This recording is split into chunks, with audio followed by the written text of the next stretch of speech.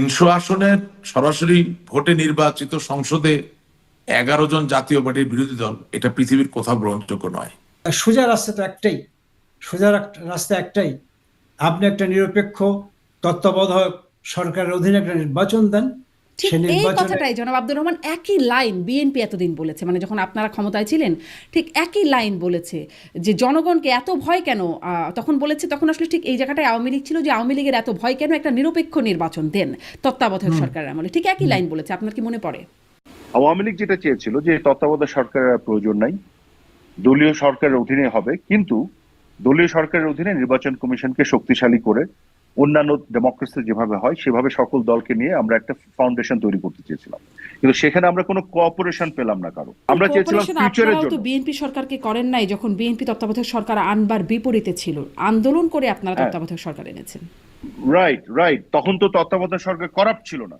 14-18-তে দেখলেন যে আসলে বাস্তবতাটা এরকম যে একটা গ্রহণযোগ্য নির্বাচন হচ্ছে না, সেটি কারো ব্যর্থতা, কারো অসহযোগিতা, নানান রকম আপনাদের চিহ্নিত কারণে। আপনারা আসলে কি কোনো ব্যবস্থা নিলেন যাতে আসলে এটাকে অংশগ্রহণমূলক? এই অসন্তুষ্টি যদি থেকে থাকে সেটা তো জনগণের সামনে পথ ছিল যে ভোটের মাধ্যমে সেটা পতন ঘটানো ছিল কি আমিনুল ইসলাম আমিন, সেই পথটা কি ছিল, আপনারা রেখেছিলেন? এই 4টা নির্বাচনে এভারেজে আমাদের 40% ভোট, আমি মনে করি পরে আরো কিছু ভোট বেড়েছে। যদি নাও পারে 40% জনগোষ্ঠী, single largest political party in the country, তাকে আপনি ফ্যাসিস্ট আখ্যা দিয়ে মানে এই রাজনীতি করতে দিবেন না? বেড়েছে। একটি জিনিস বলছেন তিনি, ভোটের অধিকার ফিরিয়ে দিয়েছি, মানে যেই দায়টা দেওয়া হয় আওয়ামী লীগ সরকারের বিরুদ্ধে ভোটের অধিকার কেড়ে নেওয়া, তিনি বলছেন ভোটের অধিকার ফিরিয়ে দিয়েছি। আপনি কি বলবেন? মানুষের, জনগণের রাজনীতিকে আপনি শুনেছেন, মানুষের কাছে দেখেছেন ভোটগুলো কেমন হয়েছে, আসলে ভোটের অধিকার কি আওয়ামী লীগ সরকার ফিরিয়ে দিয়েছে না কেড়ে নিয়েছে? শোনেন, পয়েন্ট ব্ল্যাঙ্ক আপনাকে একটা কথা বলি, নির্বাচন সঠিক হয় নাই।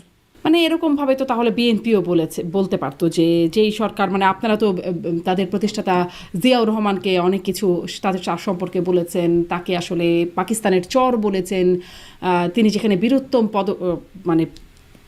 পদ লাভ করেছেন বঙ্গবন্ধুর কাছ থেকে, আপনারা এইরকম কথা বলেছেন, খুনি, এরকম আরো অনেক অনেক কথা বলেছেন। তারা তো একই রকম ভাবে তাহলে সত্যি হয়ে যায় আপনাদের তত্ত্বাবধায়ক সরকারের ব্যবস্থা যে যেন তারা একটা নিরপেক্ষ নির্বাচন করতে পারে, সেই ব্যবস্থাটাকে এত আন্দোলনের পরেও আপনারা আমলেই নিলেন না। মনে করেন যে সেটি আসলে একটা ভুল জায়গা ছিল, আওয়ামী লীগ ভুল করেছে যে এই আন্দোলনের বাইরে, মানে এই আন্দোলনটা না করি, প্রশ্নটাই মাঝে মাঝে আসলে জিজ্ঞাসা করি, এভাবে না হয়ে আওয়ামী লীগ সরকারের যদি পরিবর্তনের মানুষ চিন্তা করে, সেটির কীরকম সুযোগ ছিল আসলে? যেমন 14তে একরকম নির্বাচন হয়েছে, বিনা প্রতিদ্বন্দ্বিতায় 154 জন চলে গেছেন সংসদে, বা ভোট আসলে সেভাবে হয় নাই। 18তে যে নির্বাচন হয়েছে সেখানে একটা অংশগ্রহণমূলক নির্বাচন হয়েছে, সেখানে ওই যে বলে না, বৃক্ষ তোমার নাম কি ফলে পরিচয়, ফলে দেখা গেছে মাত্র 6টা আসন বিএনপির, সেখানেই একটা সন্দেহের জায়গা, এবং নানান রকম রিপোর্ট সেই সময়েই এসেছে, আপনাদের সরকারের সময়ই এসেছে সেই নির্বাচনটি নিয়ে।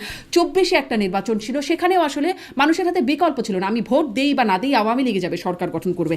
তাহলে আসলে মানে আন্দোলন করে বা অভ্যুত্থান করে সরকার পতন না করে সরকার পরিবর্তনের উপায় কি ছিল? এই আন্দোলনটা কি সরকার পতনের আন্দোলন ছিল? একদম শেষে এসে তো এক দফাই হয়েছে সরকার পতন। এটা তো ছিল আসলে কোটার আন্দোলন, তা শুরুতে ছিল, তাই না? তো ঠিক আছে, আমার প্রশ্ন তো সেটাই, যে এই যে কোটার নামে কাভারে এনে তারপরে একটা ষড়যন্ত্রমূলক ভাবে যে এতগুলো মানুষকে হত্যা করে মানুষের মন বিষে সেটা করা, সেটা তো প্রয়োজন ছিল না। সরকার যদি আনপপুলার হয়, সরকার যদি ইলেকশন রিগ করে, দেশের মানুষ সরকারকে যদি না চায়, আন্দোলন করে সরকার পতন হবে, কোনো অসুবিধা নেই। কিন্তু সেভাবে তো হয়নি, সেভাবে হয় নাই। তো তো আপনার এই যে সর্বশেষ যে নির্বাচন হলো, সেই নির্বাচনের আগেও যে জরিপগুলো হয়েছে, সেই জরিপে কি দেখা গেছে? ইভেন আইআরআই জরিপে দেখা গেছে মাননীয় প্রধানমন্ত্রীর অ্যাপ্রুভাল রেটিং ছিল 70%। তো মানুষের মধ্যে যদি এই ক্ষেত থাকতো যে প্রশ্ন আপনি করছেন, তাহলে ওনার অ্যাপ্রুভাল রেটিং 70% কি করেছিল?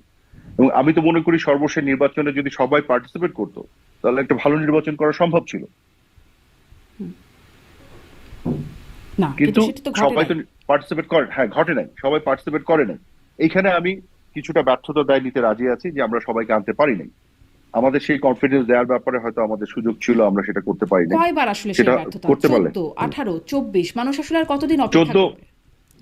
14 ব্যাপারটা তো আলাদা ছিল। 14 ব্যাপারে তো ধরেন ওখানে ইলেকশন আসবেই না, তারা মানে অগ্নি সন্ত্রাস করেছে, হ্যাঁ, যুদ্ধাপরাধের বিচার চলছিল, সেটাকে আটকে দেওয়ার একটা ষড়যন্ত্র ছিল, অনেক কিছু ছিল। কিন্তু সর্বশেষ নির্বাচনে এসে একটা তো উদ্যোগ ছিল, এবং ইলেকশন কমিশনকে শক্তিশালী করা থেকে শুরু করে বিভিন্ন ধরনের রিফর্মস কিন্তু আমরা করেছিলাম গত 15 বছরে। 82টার মতন রিফর্মস করা হয়েছিল, এবং সেগুলোতে কিন্তু আমরা যদি সকলের কোঅপারেশন পেতাম, একটা ফাউন্ডেশন তৈরি করা যেত ইলেকট্রাল প্রসেসের। সেখানে কিন্তু কোঅপারেশন লাগে, একতরফা আসলে করা যায় না।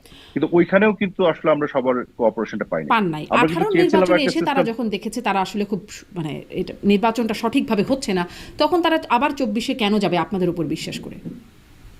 দেখেন, 18 নির্বাচনে আপনাকে বলি, এখানে অবশ্যই আমাদের দিক থেকে অনেক ভুল ভ্রান্তি এবং ব্যর্থতা ছিল, এখানে আমি অস্বীকার করবো না। But at the same time 18 নির্বাচনে যে আপনি যেটা দাবি করলেন আপনার প্রশ্নে, যে তারা এসে দেখতে আসছিল, তারা কিন্তু দেখতে আসেনি। 18 নির্বাচনটা তারাও করেনি। 300 আসনে 800 নমিনেশন দিয়ে একটা নির্বাচন হয় না। হ্যাঁ, যাদেরকে আপনি নমিনেশন দিচ্ছেন, দেওয়ার পরে আবার তাদেরকে আপনি ক্যাম্পেইন করছেন না, আপনি পোলিং এজেন্ট দিচ্ছেন না। কাজে ওই নির্বাচন তারা কিন্তু জাস্ট নাম কাগজ দেখানোর জন্য এসেছিল, নির্বাচনটাকে বিতর্কিত করার জন্য। তো কাজেই একটা জিনিস যেটা হচ্ছে যে আমাদের দিকের যে ভুল ভ্রান্তি ব্যর্থতাগুলোকে আমি অস্বীকার করবো না, but at the same time অন্য পক্ষ থেকেও যে কোঅপারেশন পার্টিসিপেশনের জেনুইন যে দরকার ছিল, সেখানেও কিন্তু সেটারও কোনো আমরা সেজন্য তারা লক্ষণ হারবে, দেখিনি। সেজন্য তারা হারবে, সেটি তাদের জায়গা। কিন্তু মানে না না, যেহেতু হারবে সরকারে কেন? আপনারা হারবে কেন? ওই যে এখান আপনারা থেকে তো একটা বলছিলেন, বিজয় আপনি নিয়ে বললেন আসা, যেটি তারা যে সঠিকভাবে বিতর্কিত করে না করা, নির্বাচনটা। নির্বাচনকে বিতর্কিত করা, এটাই তো যদি লক্ষ্য হয়, তাহলে হারবে কেন? নির্বাচনকে বিতর্কিত করা, আমাদের উপরে কিছু দোষ চাপানো, এই জিনিসগুলো তো আপনিও করার বলছিলেন সুযোগ যে থাকে। চাপানোর তো জায়গা না। যেমন ধরুন মানে তখন আপনারা দেখেছেন নিশ্চয়ই, তখন বিবিসির রিপোর্টারে এসেছে, দেখেছেন যে সকালবেলা ভোট শুরু হওয়ার আগেই ব্যালট বাক্স ভর্তি হয়েছে, এরকম কিছু খবর আছে।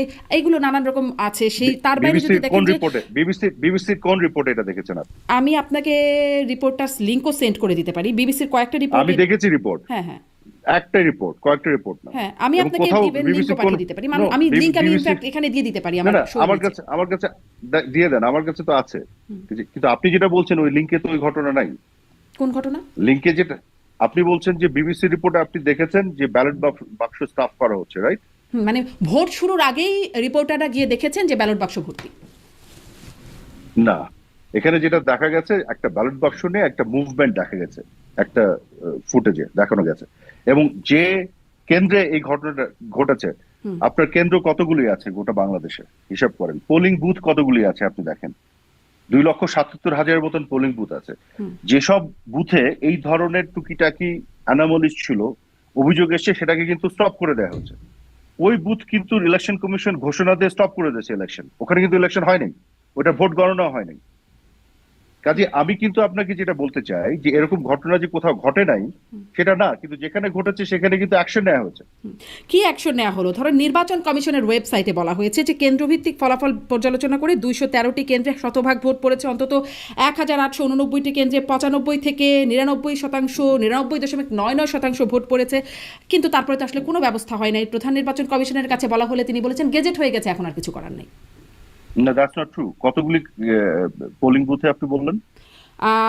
213টি কেন্দ্রে শতভাগ ভোট পড়েছে। 213টি কেন্দ্র না পোলিং বুথ? কেন্দ্র মানে বুথ। জি, বুথ, রাইট।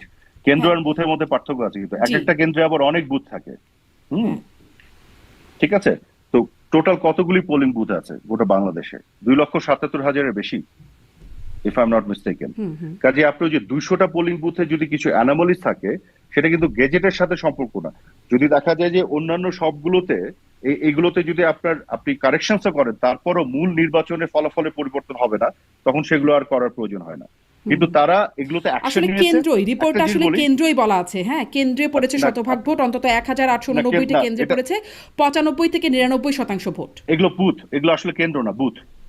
হ্যাঁ, আপনাকে আমি বলি, নাম্বার 1 হচ্ছে যে এইগুলোতে আমি অ্যাকশন আসলে নেওয়া অনেকগুলো হচ্ছে। খবর বলছিলাম, বিবিসি নিউজ আমি বলছি, আমি বিডি নিউজ আমি দেখছি, প্রথম আলো, সবগুলোতেই আসলে আসলে কেন্দ্রই বলা হচ্ছে। আচ্ছা, ঠিক আছে, কিন্তু আসলে এটা পোলিং বুথ হবে যতটুকু আমার মনে আছে, but I might be wrong, দেখি ইউ তারপর ক্যান তো কোনো চেক। ব্যবস্থা হলো না। আচ্ছা, মানে এখন সেটাই ছোট- বলছি আপনাকে, হ্যাঁ। সেটাই তো আপনাকে বলছি যে নাম্বার 1 হচ্ছে ব্যবস্থা হয়েছে, সেগুলোকে অফ করা হয়েছে। হয়নি, এগুলো গেজেট অফ প্রকাশ হয়ে গেছে। হয়েছে, no no no no, listen, এগুলো অফ করা হয়েছে।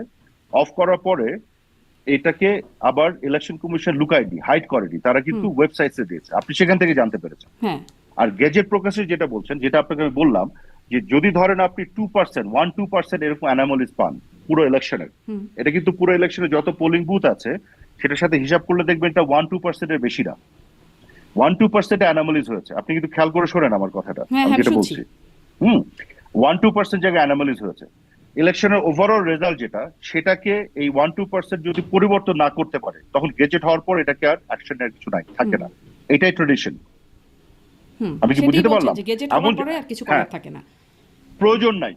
যদি দেখা যেত যে 40% বুথে এরকম হয়েছে এবং ইলেকশনের রেজাল্টে একদল জিতে গেছে, কিন্তু এই 40% জায়গাতে যদি অ্যানোমালিজ ঠিক করা যায় তাহলে রেজাল্ট ঘুরে যেতে পারে, সেক্ষেত্রে আপনার আবার রি ইলেকশন হতে হবে।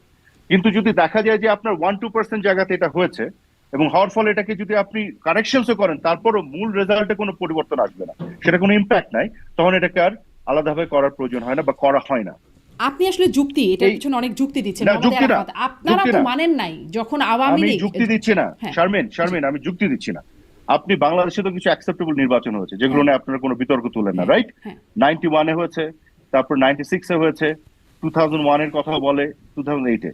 এই সকল নির্বাচনেও 1-2% জায়গাতে এই ধরনের অ্যানোমালিজ আছে। যারাই পরাজিত হয়েছেন সূক্ষ্ম কারচুপি, নো, সেটা না, এটা তো অন্য আলাপে যাচ্ছেন। আমি বলছি অ্যানোমালিজের কথা। হ্যাঁ হ্যাঁ হ্যাঁ, হয়। আপনি যে অ্যানোমালিজ তুলে ধরলেন এই 18 নির্বাচনের, এরকম অ্যানোমালিজ আগের নির্বাচনগুলোতে হয়েছে যেগুলো অ্যাকসেপ্টেবল, যেগুলো আপনারা অ্যাকসেপ্ট করে নিয়েছেন, সেই নির্বাচনে হয়েছে। সেই নির্বাচনে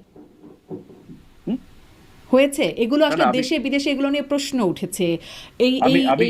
আমি কি বলছি এটা আগে শোনার চেষ্টা করেন। আচ্ছা, আমি বলছি যে নির্বাচন অ্যাকসেপ্ট করে নিয়েছেন, সেই নির্বাচনেও এই সব উদাহরণ আছে, যে উদাহরণের কথা এটার ক্ষেত্রে আপনি বলছেন। আমি কি বুঝতে পারলাম? হ্যাঁ হ্যাঁ, বুঝতে পারছি। জি, মানে আপনি বলছেন যে আসলে কোন নির্বাচনই শতভাগ ত্রুটিমুক্ত হয় নাই, এটা একদমই সত্যি। এক্স্যাক্টলি, একদমই সত্যি কথা। কাজেই ট্রেডিশনটা হচ্ছে ত্রুটিটা যদি 1-2% থাকে, তাহলে সেই ত্রুটিটা নিয়ে মানে আর কথা বলার কিছু থাকে না। তারপরে এই যে বললাম বৃক্ষ তোমার নাম কি ফলে পরিচয়, ফলটা যেরকম দেখা গেল সেটি তো খুব হবার মতো একটা বিষয় না। দেশে বিদেশে এটা নিয়ে প্রশ্ন উঠলো। আমি এটাই বলছিলাম যে ধরেন তত্ত্বাবধায়ক সরকার আনবার জন্য আওয়ামী লীগ আন্দোলন করে তত্ত্বাবধায়ক এনেছে, জামাত তখন যুগপৎভাবে আওয়ামী লীগের সাথে আন্দোলন করেছে, এবং তার ফলে তত্ত্বাবধায়ক সরকার আসতে বাধ্য হয়েছে, মানে দিতে বাধ্য হয়েছে বিএনপি সরকার। তারপরে তত্ত্বাবধায়ক সরকারকে যখন বিতর্কিত করবার একটা প্রয়াস ছিল বা ঘটছিল, তখনও আওয়ামী লীগ আন্দোলন করেছে, কোনোভাবেই দলীয় সরকারের অধীনে বা দলীয় ভাবে যেন কোনোভাবে নির্বাচনটা না হয়ে যায়। আওয়ামী লীগ কোনোভাবেই বিএনপিকে আস্থায় নিতে পারেনি, বিশ্বাস করতে পারেনি। কেন বিএনপি বা অন্য দলগুলো আপনাদেরকে আস্থায় নেবে? আস্থায় নেবার মতো 14, 18, 24 নির্বাচন হলো, একটাতেও আস্থায় নিতে পারছেন না। তারপরেও আপনারা এই বিষয়ে কোনো রকম মানে কোনোভাবে এটাকে আমলে নিচ্ছেন না। এটি আসলে কিভাবে যৌক্তিক হতে পারে?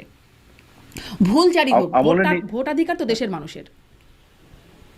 না, আমি আপনার প্রশ্নটা যেটা করলেন, দেখেন জিনিসটা হচ্ছে যে তত্ত্বাবধায়ক সরকারটা বাতিল করা কেন হয়েছিল, কোন বাস্তবতায়? 1/11-এর বাস্তবতায় বাতিল করা হয়েছিল, কারণ পুরো সিস্টেমটাকে করাপ্ট করে ফেলা হয়েছিল। তত্ত্বাবধায়ক সরকার যদি কাজই করতো তাহলে তো 1/11 হতো না, হতো। কিন্তু তারপর সেই তত্ত্বাবধায়ক সরকারে যে 2000 মানে আপনারা যে 2/3 মেজরিটি নিয়ে আসলেন, সেটা তো একটা মোটামুটি গ্রহণযোগ্য নির্বাচন। হ্যাঁ, কিন্তু তত্ত্বাবধায়ক সরকারটা 2 বছরের জন্য 1/11-এর সরকার আনলো এবং তারা কিন্তু আরো লম্বা সময় থাকতে চেয়েছিল। তো যখন দেখা গেল যে তত্ত্বাবধায়ক সরকারের ফরম্যাটটা, এক হচ্ছে বিচারপতিদের মধ্যে একটা সমস্যা তৈরি করে, ওই জায়গাটাকে করাপ্ট করছে, দ্বিতীয় হচ্ছে 1/11-এর মতন একটা ঘটনা তৈরি করেছে যেটা গণতন্ত্রকে হুমকি দিচ্ছে, সবকিছু বিবেচনায় নিয়ে এই করাপ্ট সিস্টেমটাকে বাতিল করা হলো। এবং আপনার যদি মনে থাকে, যখন তত্ত্বাবধায়ক সরকারটা করা হলো তখন কিন্তু বলা হচ্ছিল আগামী 3টা নির্বাচনের জন্য করা হবে, কাজে সেই 3টা নির্বাচন কিন্তু হয়েও গেল। তো এখন আওয়ামী লীগ যেটা চেয়েছিল যে তত্ত্বাবধায়ক সরকারের প্রয়োজন নাই, দলীয় সরকারের অধীনে হবে, কিন্তু দলীয় সরকারের অধীনে নির্বাচন কমিশনকে শক্তিশালী করে অন্যান্য ডেমোক্রেসি যেভাবে হয় সেভাবে সকল দলকে নিয়ে আমরা একটা ফাউন্ডেশন তৈরি করতে চেয়েছিলাম। কিন্তু সেখানে আমরা কোনো কোঅপারেশন পেলাম না কারো, যে কারণে আমরা ইলেকশন কমিশনকে শক্তিশালী করার জন্য 82টার উপরে আমরা কিন্তু রিফর্মস করেছি, ট্রান্সপারেন্ট করার জন্য, ফাইন্যান্সিয়ালি সলভেন্ট করার জন্য, ইন্ডিপেন্ডেন্ট করার জন্য। আমরা চেয়েছিলাম ফিউচারের জন্য। বিএনপি সরকারকে করেন নাই যখন বিএনপি তত্ত্বাবধায়ক সরকার আনবার বিপরীতে ছিল, আন্দোলন করে আপনারা তত্ত্বাবধায়ক সরকার এনেছেন। রাইট, তখন তো তত্ত্বাবধায়ক সরকার করাপ্ট ছিল না, তখন তো তত্ত্বাবধায়ক সরকারের ভুল ভ্রান্তিগুলি এক্সপোজড হয়নি। তখন কিন্তু তো তারপরে 1/11 যখন এর ঘটনা আপনারা ঘটে নাই। তারপরে যখন আপনারা 14 এবং 18-তে দেখলেন যে আসলে বাস্তবতাটা এরকম যে একটা গ্রহণযোগ্য নির্বাচন হচ্ছে না, সেটি কারো ব্যর্থতা, কারো অসহযোগিতা, নানান রকম আপনাদের চিহ্নিত কারণে, আপনারা আসলে কি কোনো ব্যবস্থা নিলেন যাতে আসলে এটাকে অংশগ্রহণমূলক? এমনকি সাবেক পররাষ্ট্রমন্ত্রী ডক্টর হাসান মাহমুদ তিনিও বলেছেন বিএনপিকে না আনতে পারাটা, নির্বাচনে না আনতে পারাটা ব্যর্থতা। একের পর এক, একবার হলো ব্যর্থতা বুঝে গেলাম, পরের বার হলো, তারপরে আর কতদিন মানুষ এভাবে আসলে ভোট না দিয়ে অপেক্ষা করবে ব্যর্থতা শুধরানোর জন্য? আপনার এই প্রশ্নের কোনো কিছু বুঝলাম না আমি। কি প্রশ্ন করলেন এটা? I don't understand this. মানে 14-তে মানুষ ভোট দিল না, একটা বাস্তবতা সেই সময়, সেটির কথা আপনি বললেন। 18-তে অবস্থাটা এরকম গিয়ে দাঁড়ালো, বিএনপি মাত্র 6টা ভোট পেল সেখানে, মানে 6টা ভোট না, দুঃখিত, 6টি আসন পেল। 24-এ আবারও সেই একই রকম অংশগ্রহণ হলো না, মানুষ আসলে বিকল্প পেল না কাকে, মানে যাকেই ভোট দিয়ে আওয়ামী লীগ ক্ষমতায় আসবে, বিষয়টা এরকম। না না না না, সেটাই তো আপনাকে আমি বলছি যে সেইখানে আমাদের কিছুটা তো ব্যর্থতা আছে, বিএনপি কে বা অন্যান্যদেরকে নিয়ে আসতে না পারা। আমরা চেয়েছিলাম যে একটা ইনক্লুসিভ একটা নির্বাচন হোক, ইনক্লুসিভ একটা ইলেকট্রাল প্রসেস দাঁড়াক, যে ইলেকট্রাল প্রসেসটা আমাদের তত্ত্বাবধায়ক সরকার ছাড়াই যাতে আমরা তৈরি করতে পারি। পার্শ্ববর্তী ভারতে হচ্ছে না, পৃথিবীর অন্যান্য ডেমোক্রেসিতে হচ্ছে না, আমরা কেন পারবো না? সেই জিনিসটা আমরা চেয়েছিলাম কিন্তু করতে পারিনি, এবং কোঅপারেশনটা পেলাম না বলেই আমরা আগাতে পারিনি। আমরা কিন্তু একতরফা ভাবে এই রিফর্মস গুলি করে গেছি, বাট আমরা কোনো কোঅপারেশন পাইনি। আমি তো সেটাই আপনাকে বলছি। তা আমরা ওইটাই করে যাচ্ছিলাম চেষ্টা, কারণ আমরা যখন তত্ত্বাবধায়ক সরকারের ওই ফরম্যাটটার মধ্যে যখন ভুলগুলো এক্সপোজ হয়ে গেল, সেটা তো আমরা যখন চেয়েছিলাম তখন এক্সপোজ হয়নি। আমরা তো যখন চেয়েছিলাম তখন তো এক্সপোজ হয়নি, বা তখন তো বিএনপি সেই রিফর্মস গুলো করে নাই যে তত্ত্বাবধায়ক সরকার ছাড়াও যাতে ইলেকট্রাল প্রসেস দাঁড়াতে পারে। আমরা তো যখন তাতে আসলে মানুষ ভোট দিতে পারুক বা না পারুক, আপনারা এই চেষ্টাটা করেই যাচ্ছেন। না না, সেটাই, আমরা মানুষকে ভোট দিতে যেতে পারে সেটার ব্যবস্থার জন্য চেষ্টা করে যাচ্ছিলাম। চেষ্টাই তো করে যেতে হবে, আর কি করব? জি, তাই না? জি, মানে মানুষ আসলে আর কতদিন, 14, 18, 24-এর পরে আর কতদিন এই চেষ্টাই শুধুমাত্র নজর রাখতো? মানে যখন এই চেষ্টাটা সফল হচ্ছে না, মানে কি করতে হতো তাহলে? কি করতে হতো?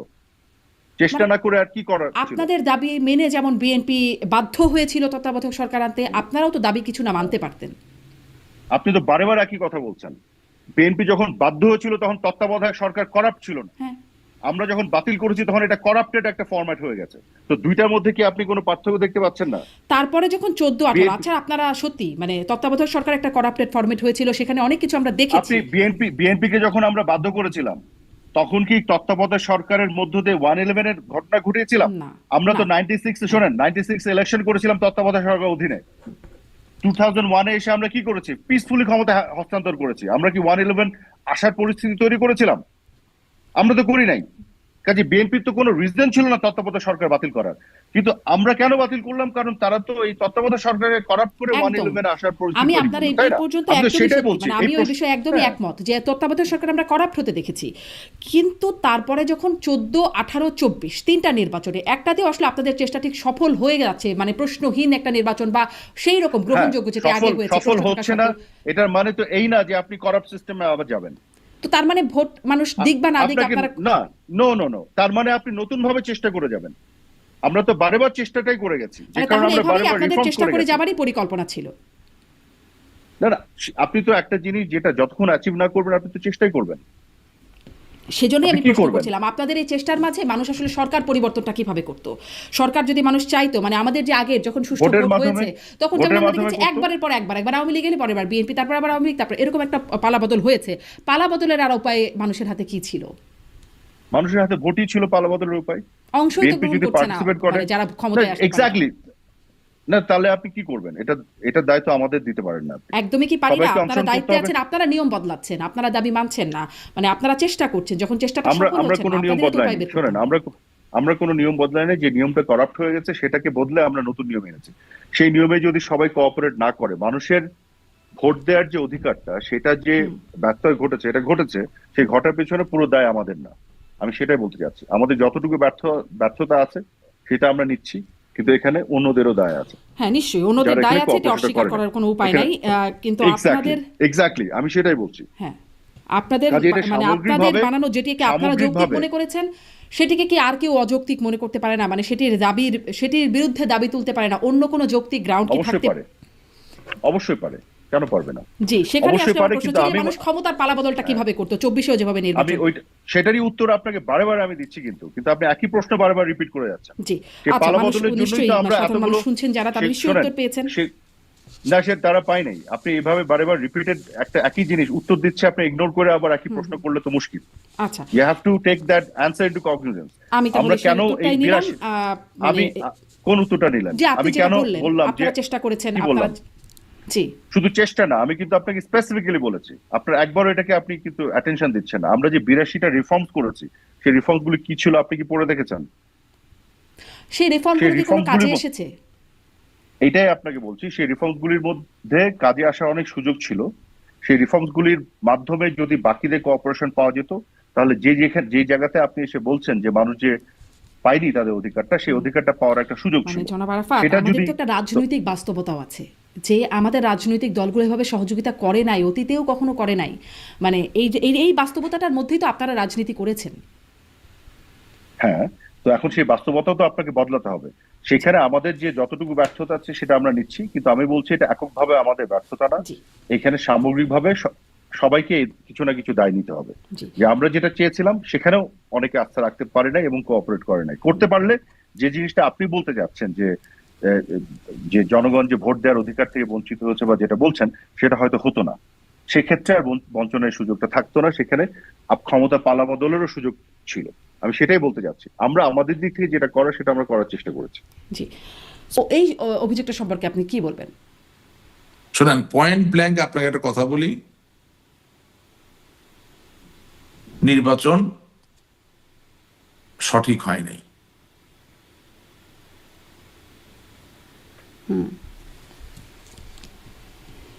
আর সবচেয়ে বড় যেটা বিপর্যয় হয়ে গেছে সেটা হচ্ছে যে 300 আসনের সরাসরি ভোটে নির্বাচিত সংসদে 11 জন জাতীয় পার্টির বিরোধী দল, এটা পৃথিবীর কোথাও গ্রহণযোগ্য নয়। এটা যদি আমাকে এখন কেউ মারেও কাটেও পেটায়ও, আমি আবারও একই কথাই বলব। সরাসরি ভোটের 300 সংসদ সদস্যের যেই সংসদ, সেই সংসদে 11 জনের বিরোধী দল কোনোদিনও পৃথিবীর কোথাও গ্রহণযোগ্য হবে না, এবং গ্রহণযোগ্য তো হবেই না, সেটা সাস্টেনও করা সম্ভব না, এবং সেটার ফলাফল আমরা পেয়েছি।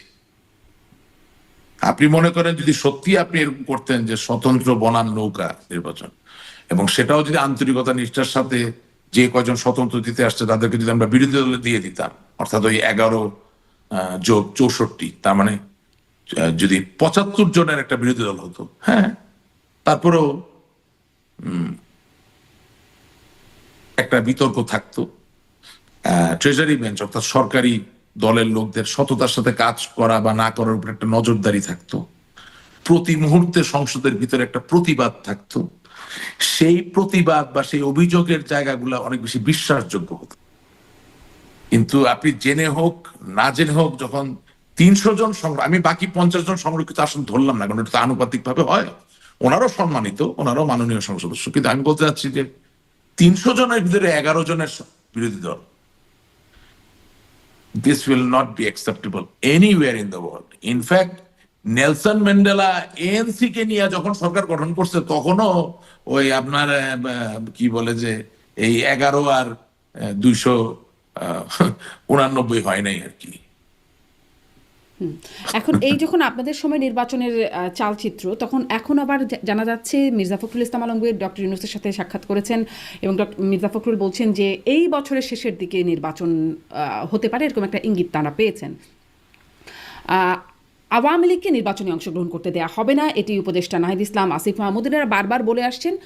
যদিও ডক্টর ইউনূস একবার বলেছিলেন হিন্দুস্তান টাইমসকে দেওয়া সাক্ষাৎকারে যে আওয়ামী লীগকে বাধা দেবার তিনি কেউ নন বা তিনি দেবেন না, বিএনপি এটা চায় না, কিন্তু এখন বিএনপিও নিষিদ্ধ করবার কথা বলছে।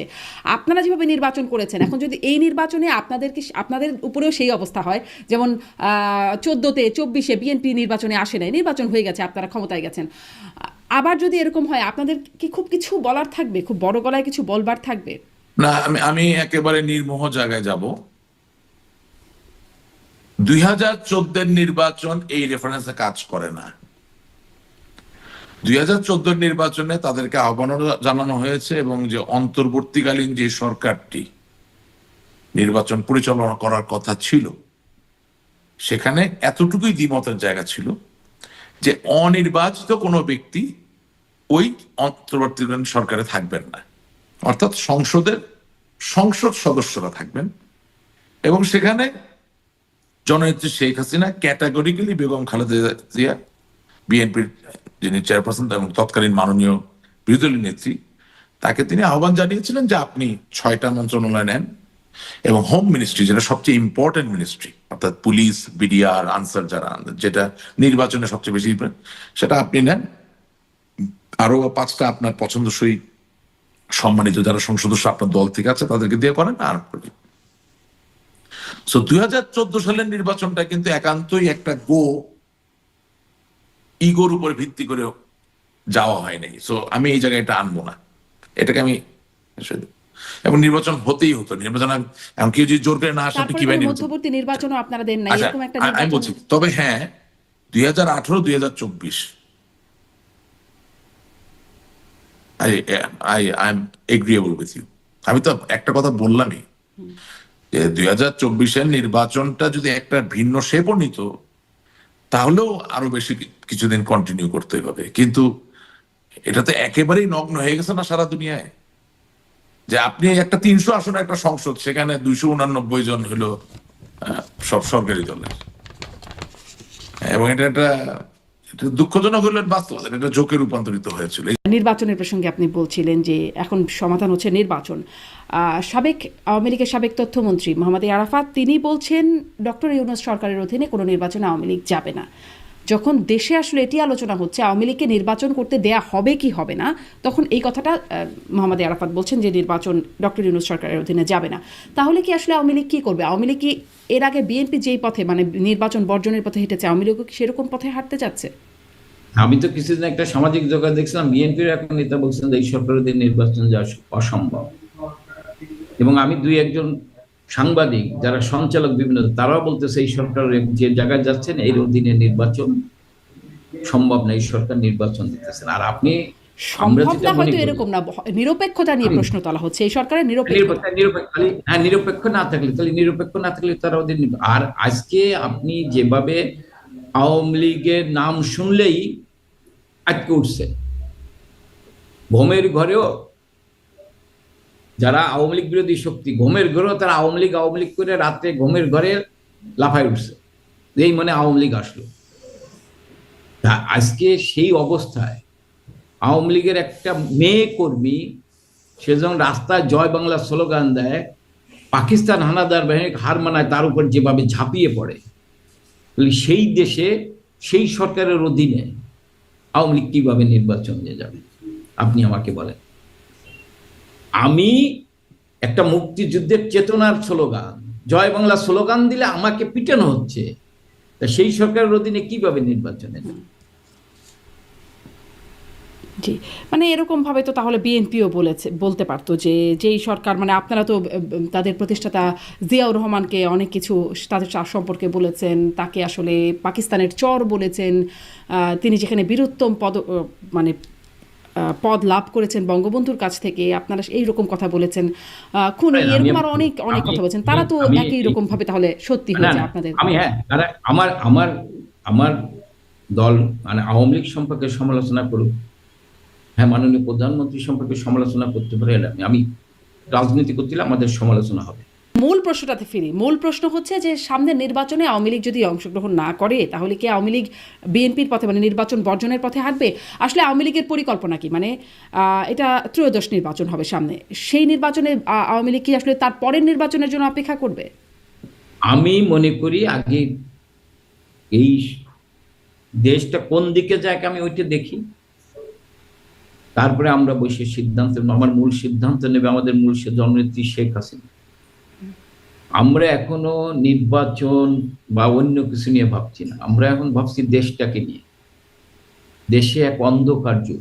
কিন্তু আপনি একটু আগে বলছিলেন না যে এই সমাজ মানে এখন মানে উপায় হচ্ছে নির্বাচন, বিএনপিও বলছে নির্বাচনের কথা, আপনারাও বলছেন সমাধানের পথ হচ্ছে আপনার নির্বাচন। আমি যেটা বলছি যে আমি এখন ভাবতেছি হচ্ছে দেশটাকে নিয়ে, দেশটাকে আগে বাঁচাতে হবে। ওই যে সমাধান নির্বাচন আপনি বলছেন, তাহলে নির্বাচন যদি হয় আপনারা যদি না যান, মানে আপনাদের নির্বাচন হোক, আমরা বলছি যে আমরা তো নির্বাচন, আমরা আওয়ামী লীগ সবসময় নির্বাচনমুখী, সবসময় নির্বাচনমুখী, যত কঠিন সময় হোক আওয়ামী লীগ নির্বাচন। এখন আওয়ামী লীগ তো আমি তো বললামই, আওয়ামী লীগ শুনলেই আপনি আটকে উঠছেন। আপনি একটা স্লোগান, এত আপনার ভয় জয় বাংলা, সঙ্গে সঙ্গে আপনি পুলিশ দিয়ে পিটাচ্ছেন, মা বোনদেরও পিটাচ্ছেন। তাহলে আমি এই স্লোগান শুনলে যার এত ভয়, সেই সরকারের অধীনে আমি কিভাবে নির্বাচনে যাব? জি, তাহলে আপনাদের অবস্থান হচ্ছে আপনারা এই সরকারের অধীনে নির্বাচনে যাবেন না, যেমনটি মোহাম্মদ আরাফাত বলেছেন। আমরা এখনো রাজনৈতিকভাবে, আমরা দল পক্ষ থেকে আমরা এখনো এই ব্যাপারে কোনো সিদ্ধান্ত নেইনি। এবং সেখানে 15 বছর একটি দল ক্ষমতায় ছিল, আওয়ামী লীগের মতো রাজনৈতিক দল, যেটা একটা মাল্টিক্লাস অর্গানাইজেশন। তো সেখানে তো অবশ্যই অসন্তুষ্টি ছিল, এটা অস্বীকার করার জায়গা নেই। কিন্তু আমার বক্তব্যটা হচ্ছে, এই অসন্তুষ্টি যদি থেকে থাকে, সেটা তো জনগণের সামনে পথ ছিল যে ভোটের মাধ্যমে সেটা পতন ঘটানো ছিল কি আমিনুল ইসলাম আমিন, সেই পথটা কি ছিল, আপনারা রেখেছিলেন? সেই কষ্টটা রাখিনি। আপনি বলবেন কি করে? আমরা তো ভোট ছাড়া ক্ষমতায় আসিনি। হ্যাঁ, এটা ঠিক, ভোট নিয়ে অনেক বিতর্ক ছিল, কিন্তু আপনি যদি একটু পেছনে ফেরত যান, 14 সালের নির্বাচনের আগে আপনার মনে থাকার কথা, বঙ্গবন্ধু কন্যা তো বিএনপিকে স্বরাষ্ট্র এবং সংস্থাপন সহ 4টা মন্ত্রণালয় অফার করেছিল যে আপনারা আসেন, আমরা একটা ইলেকশন করি। তারা নির্বাচনে আসছেন না। কি করলেন? 535টি স্কুল ভবন জ্বালিয়ে দিলেন, প্রায় 250 জন পুলিশ সহ সাধারণ মানুষকে হত্যা করলেন, এবং 2 থেকে 2.5 মাস পুরো বাংলাদেশ বলা যাচ্ছে যে একটা তপ্ত কড়াইয়ের উপর ভাসছিল, মানে জ্বলছিল বাংলাদেশ। 2018-তে এসে আরো খারাপ। 14 সালে আপনাদের সেই নির্বাচনের পরে একটা নির্বাচন করবার কথা ছিল, মানে সেটা 6 মাসের মাথায় সম্ভবত, সেটি আপনারা করেন নাই। এই কথাটা মার্কেটে আছে, কিন্তু এই কথাটার তো কোনো কে কোথায় কাকে বলেছে এমন কোনো প্রমাণ কেউ দিতে পারেনি। কিন্তু আমার কথা হচ্ছে কি, রাজনৈতিক দল এবং দল পরিচালনার ক্ষেত্রে সাবেক আপনাদের সময়কার সেনাপ্রধান ইকবাল করিম ভূঁইয়া তার ফেসবুকে সম্ভবত তিনি স্ট্যাটাস আকারে লিখছেন যে তিনিও বলছেন যে ওনার উচিত ছিল এটা, ওনাকে কেউ বলেছে কিনা সেটা উনি ক্লিয়ার করতে পারতো। আর ইকবাল করিম ভূঁইয়ার ভূমিকা তো আমরা দেখেছি, উনি সেনাপ্রধান ছিলেন ওই সময়ই। তাহলে উনি কি কাজটা করেছেন? উনি তো সেই সময়, এখন খারাপ সময় উনি এত কথা বলতেছে, উনি তখন মাননীয় প্রধানমন্ত্রীকে এটা পরামর্শ দিতে পারতেন, উনি তো দেন নাই। এখন আজকে এসে বড় বড় কথা বলে শুধু বাহাবা নেওয়ার মানসিকতাটা ঠিক না। আমি যেটা বলতেছি, ধরেন গণতন্ত্রে তো নানাবিধ ঘাত প্রতিঘাত আছে, সমালোচনা আছে, অস্বীকার করার জায়গায়। আমরা যদি বলি যে বাংলাদেশের গণতন্ত্র একেবারে পিওর, সেটা আশা করা যায় না। পৃথিবীর গণতন্ত্রের যে অনেকটা আতুরঘর বলা যায় আমেরিকা, সেখানে কি আপনার ক্যাপিটাল হিলে হামলা হয়নি? তা বলে কি সেখানে ভোট বন্ধ হয়ে গেছে? তা বলে কি সেখানে, এই যে আপনার এবার ডোনাল্ড ট্রাম্প জেতার পরে ক্যাপিটাল হিলে হামলার যে 1500 জন আসামি, তাদেরকে কি মুক্ত করা হয়নি? মুক্ত করে দেওয়া হয়নি? তা বলে কি এই জন্য কি আমেরিকাতে তার বিরোধী পক্ষ ভাঙচুর বা জ্বালাপোড়া করছে? তারা সেটাকে রাজনৈতিকভাবে মোকাবেলা করছে। তো আমাদের দেশে কি সেটা হতে পারতো না? হতে পারতো, কিন্তু সেটা না করে তো আমরা জ্বালাপোড়ার মধ্যে চলে গেলাম। তাহলে এখানে তো আপনি শুধু আওয়ামী লীগকে এককভাবে দায়ী করবেন এমন তো নয় যে দেশের ভালো করার দায়িত্ব শুধুমাত্র রাজনৈতিক দল হিসেবে আওয়ামী লীগের, তা তো না, সবার যারা রাজনীতি করে। কিন্তু সরকারে ছিলেন আপনারা, মানে এটা একদম পুরনো এবং বহুল আলোচিত। আমিও এই প্রশ্নটি একাধিকবার করেছি আপনাদেরকে যখনই সুযোগ পেয়েছি, দেশে থাকতে বা দেশের বাইরে এসেও। 14তে হয়ে গেল এরকম একটা ঘটনা, আহ্বান করেছিলেন, হলো না। 18তেও একই রকম, 18তে তারা আসলো, তারপরে একটা নির্বাচন হলো।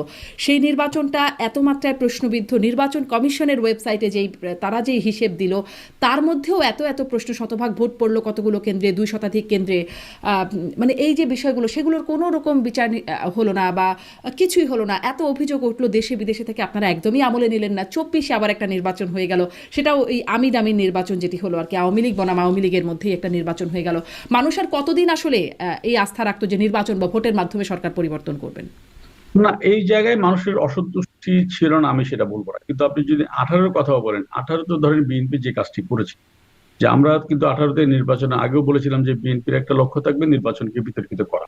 তারা একটা আসলে 3-4 জন করে প্রার্থী দিয়ে সেই কাজটা কি তারা করেনি? তারাও তো ওইভাবে মোকাবেলা করতে পারেনি। আমি বলছি না যে তাদের মানে সব দোষ, মানে তাদের সব দোষ, সেটা বলছি না, কিন্তু তারাও তো তাদের কাজটা পালন করতে পারেনি। আমরা কি এটাও দেখিনি যে বিএনপি নয়াপল্টন কার্যালয়ে বিএনপির নেতারাই মনোনয়ন প্রত্যাশারা কি চিৎকার করে বলেনি যে আমি টাকা দিইনি, সে কারণে আমরা নমিনেশন পাইনি? এই কথা তখন থেকে উৎসারিত হয়েছে।